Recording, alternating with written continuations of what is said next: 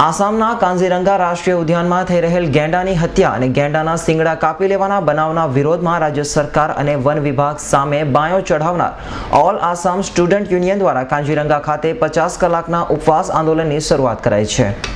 આસામના કાંજીરંગા રાષ્ટ્રીય ઉદ્યાનમાં ગેંડાની હત્યા કરી શિંગડા કાપી નાખવાની વધી રહેલા બનાવના વિરોધમાં ઓલ આસામ સ્ટુડન્ટ યુનિયન દ્વારા વિરોધ કરાઈ રહ્યો છે અને આજે સવારે 10:30 વાગ્યાથી યુનિયન દ્વારા રાજ્ય સરકાર અને વન વિભાગના વિરોધમાં કાંજીરંगा उद्याનમાં 50 कलाक સુધીની भूख हड़ताल की शुरुआत करी है।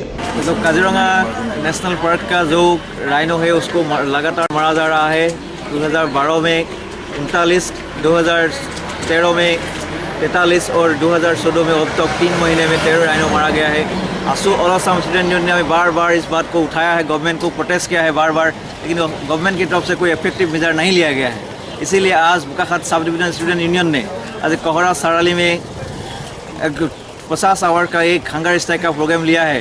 इस प्रोग्राम का जरिए हमको असम सरकार और केंद्रीय सरकार को हमें ध्यान आकर्षण करना चाहा है कि गाँव जो राइनो है उसको बचाने के लिए गवर्नमेंट को इफेक्टिव स्टेप ले, और असम गवर्नमेंट ने अब तक कुछ ऐसा स्टेप नहीं लिया जिससे गाँव को मारने से रुका जा सके। ऐसा नहीं हुआ, इसीलिए हम खेद प्रकट करते हैं और असम गवर्नमेंट को धिक्कार देते हैं हम लोग, और राज्य सरकार और केंद्र सरकार को हम इसीलिए जल्द से जल्द इफेक्टिव स्टेप लेने की मांग कर। हाल तो ऑल आसाम स्टूडेंट यूनियन द्वारा शुरू करायेली भूख हड़ताल थी राज्य सरकार पर सामे चूंटी हचमची उठी होय तेम लागी रह्युं छे। सिंटू बारवानो report S9 news Tinsukia Assam.